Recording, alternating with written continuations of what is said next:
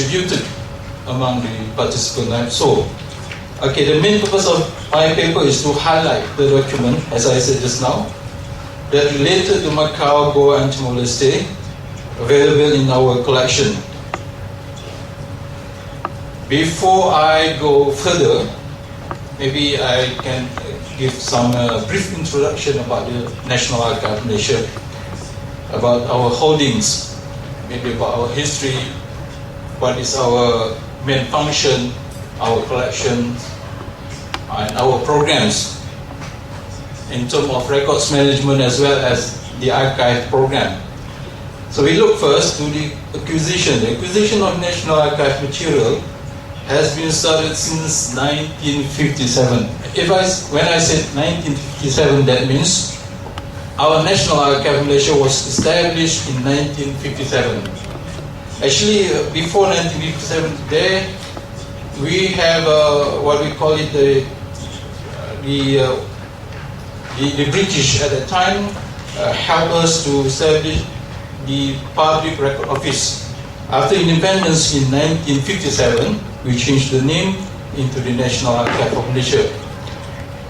Then we actually acquired archive material both from the government and non-government sources, meaning we actually NAM practice the total archive, which I can divide it into two main groups. First is public records, which have a national or historical value received from public officers or government agencies. So if you look to public records, actually the collection is of course very huge, very enormous, very big. So what we do, we just collect the historical value. Means that they have the permanence of the quality of records can be preserved. Meaning we cannot, or we don't take all type of records. What happened to the rest of the record? Of course, we have doing what we call it the appraisal of records before they transfer to the National Archive of Malaysia. So the rest of, we call it the semi-current records, or record only for current use, we dispose accordingly. And the second group is private records, which has a national and historical value received from individuals, agencies, institutions, and non-governmental organizations. This includes records or documents pertaining to Malaysia acquired from overseas. In this case, we are not only collect records within our country, but as well as we also acquire record from the overseas. Meaning we buy records actually from, for example, from National Archive of India, because we have a good connection of records about Malaysia in the National Archive of Malaysia, India. Also, we bought the records from the Netherlands Archive and other countries.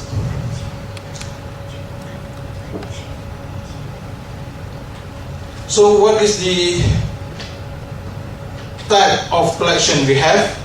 The main collection, including files, papers, documents, registers, printed materials, newspaper, books, maps, plans, drawings, photographs, microfilms, cinematograph films, sound recordings, electronic records, etc. This is type of records that we collect in our archive. So how we do, and what is the jurisdiction that make us can collect the records from the government agencies and non-government agencies. So all the acquisitions of records are carried out in accordance with the jurisdictions stipulated in the National Archive Act of 2003. If you look to the Act, it seems very new, but actually we have the old, what we call it, the Act, National Archive Act of 1966. That is the first our act, and we review, and this is the new one, which we can say a comprehensive of act that we can use for doing our job. Alright, besides that, I want to share with you also about the recognitions that National Archive have received. One is pertaining to the correspondence of the late Sultan of Kedah in 1882 to 1943 in the National Archive collection that has been recognized by UNESCO as World Heritage, and this was registered in memory of the World Register on 4th September 2001. Actually, this recognition is based on the content, cultural value, and distinctive administrative perspective during the reign of Sultan Abdul Hamid of Kedah in 1882 to 1943. And briefly about the background of the document, it was written in Arabic script containing 2,951 pages that has been transliterated into Romanized, covers up to 3,600 pages and bound in 16 volumes, particularly for the period of 1882 to 1920. So this document actually portrays the diplomatic relation between Kedah State with the British and Siam or Thailand power, introduction and implementations of standards, rules and regulations, state expenditure and financial system, and minutes of the Kedah State Council's meeting. So actually this document is kept in the National Archive of Kedah State Branch. This is northern part of Malaysia. Okay, this is the certificate, we call it the certificate that we received or awarded by UNESCO on 4th September 2001 about the collection of Sultan Abdul Hamid. If you look into it, I show in the slide one of the letter by Sultan Abdul Hamid, Shah Sultan of Kedah, regarding purchasing and selling of rubber and tin ore dated 26 Muharram 1335. This is Islam Day, and it equal to 21 November 1916. Okay, the second recognition we received from UNESCO Jigji Memory of the World Prize was awarded to National Archive on 4th September 2009. National Archive of Malaysia is a leading organization for the recovery and restorations of documents damaged by natural disaster, and we also recognize as the educational for our educational outreach program and various activities in the area of reservations, such as bridging the digital divide of document culture and publishing guidelines for the document records.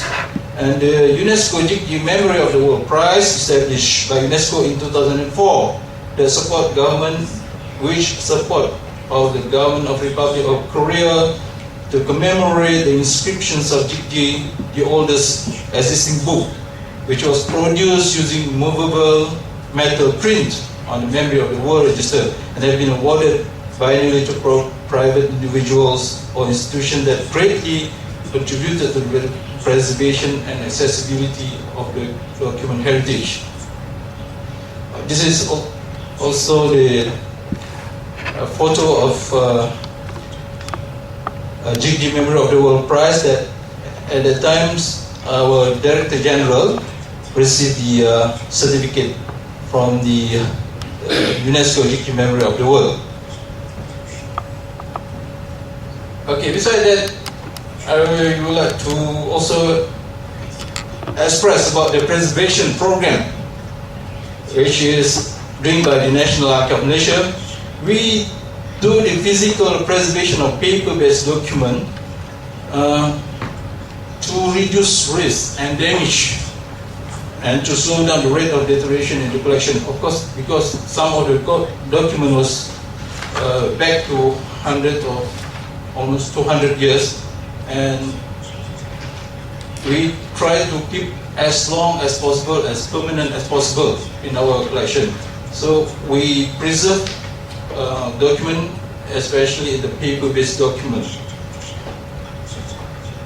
Okay, and one more step that we go further is the digitizations of records program. Since 2011, NAM has started the digitizations of records program to reduce wear and tear on the original records and made digital available to end users via the internet. That's it. From online finding aids, OFA, Archival Management System, AMS, and computerized of archival system and services campus. So actually the OFA is the web-based finding aids that is designed by the National Archive of Malaysia to enable users to access information online. So I also give you the what we call the link to you, which you can access the information. The second one is about the AMS. AMS is the intranet system meant for use within National Archive of Malaysia only. Users are required to register in research room to enable to access the information. AMS is meant for the digital born records only. So we, as I mentioned just now, we bought the microfilm from the National Archive of India, so we ingest into our AMS system. And finally, the computerized archival system and services, or short form of COMPASS. This is the intranet system that also meant for the use of the National Archive only. Users are required to register in the research room to enable them to access and request a physical document. So that is a different system that we use for researchers. Now I give you some ideas about the whole collections of the National Archive. Our collection focuses on several key groups. One is Malay Sultanate of Malacca era, 1400 to 1511. That's why I asked Mr. Sen from the China Archive just now, whether maybe they have a lot of collections about the Malacca Sultanate, because China during Ming Dynasty, they have a relationship connection, diplomatic, between the China and the Malacca Sultanate at the time. So the second group of collection is Portuguese colonial era. It is back in 1511 to 1641, meaning Portuguese people was invaded us Malacca in 1511 to 1641. Of course, a lot of resistance coming from our people.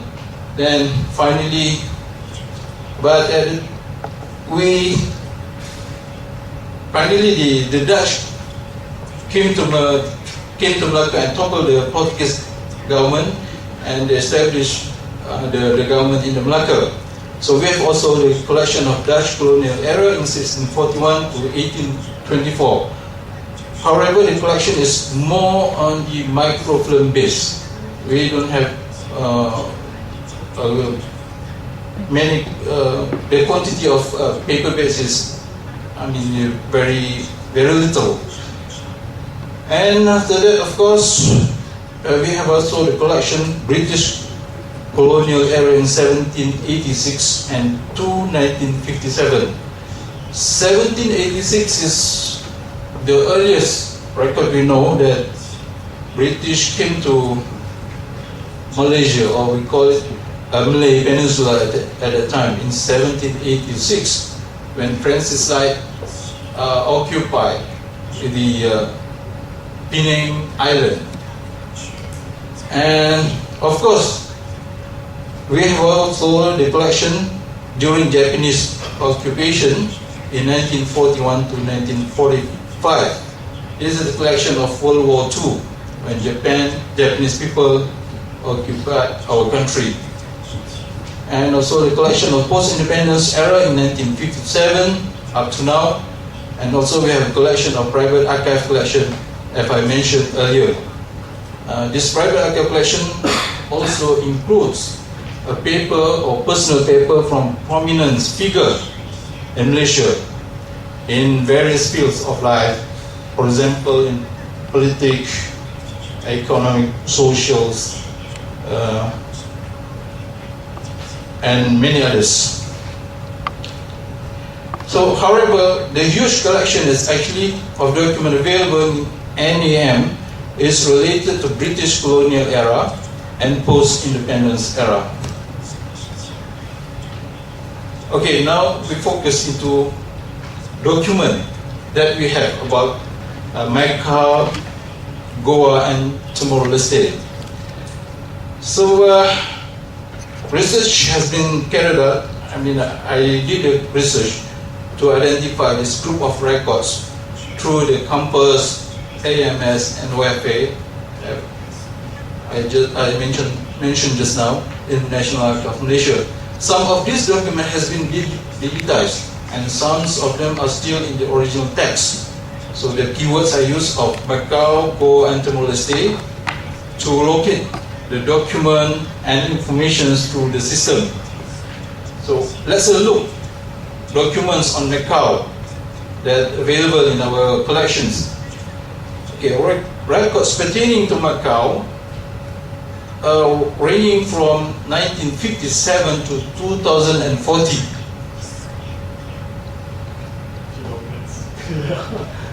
Okay, I try to fast. Sorry, Mr. Chairman. Okay. So the earliest record about Macau available in NAM repository is dated in 1957. Record can be found in form of files, publication, newspapers, cutting, agreement, and speeches. So actually, I provide the list of the document in my paper, and you can see what is the records available in the list. So among interesting subject is the collection probably can be used by a researcher to refer is listed below. This is the sample or example of the collection. One is a serious disturbance took place between a party of Macau Chinese boats and the police. And this one actually happened in, I think, 1881. So also we have a Chow Yin and other prayer on behalf of the Macau community to be allowed to retain possession of the land at Kuala Lumpur on which the Kongsi house is built. I believe the Chinese know what is the meaning of Kongsi. And this document is back in 1893. And also the interesting document also about the riot Kuala Kubu town. Kuala Kubu is in the Selangor state. Between the Keh and Macau, fighting each other. So we have the collection of this. The British recorded this event. Okay, and also we have the letters about the air service agreement between the government of Malaysia and the government of Macau, which was signed in 31st October 1995 in the series of agreement. Let's just go to the documents related to Goa. India. I can continue, I think. Give me a few minutes. Okay, document pertaining to Goa is considered small in number in our collection, but however, most of the documents actually can be found in the published Portuguese documents in our collections. And I also list part of the document available about the Goa in my paper. And we actually take initiative to translate the document from Portuguese to English for the benefit of researchers who are only familiar with English. There are some 42 volumes of translated Portuguese document kept in the National Archive of Malaysia. They provide information pertaining to Malacca Sultanate, the Portuguese occupation in Malacca, and its relationship with other colonial states, including Goa in India. And I'll attach also the book printed by the National Archive of Malaysia in 1993, entitled Portuguese Document on Malacca. This volume actually translation text from the Portuguese records, consisting of enormous information on the Malacca and Goa, India in the year of 1509 to 1511. The translation from Portuguese to the English language is made side by side of the pages of the book to enable researcher making a comparison from the original text. The Goa name has been mentioned repeatedly in many pages of this volume. This is the book I mentioned just now. And finally, about Timor-Leste document. Timor-Leste document in our collection is considerably small in number, and also list down the collection in the Appendix 5 if you look into my paper.